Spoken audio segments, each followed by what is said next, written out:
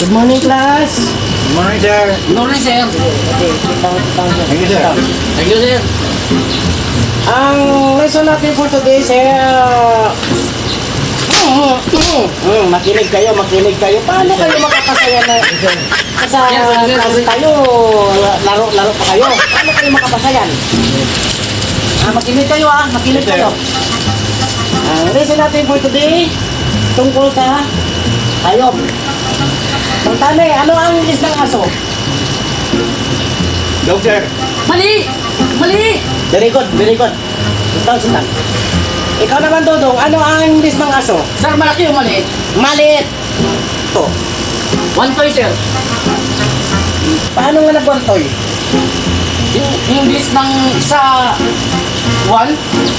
Paano kung nagdalawa? Two toy, sir. Mali. Bakit, sir?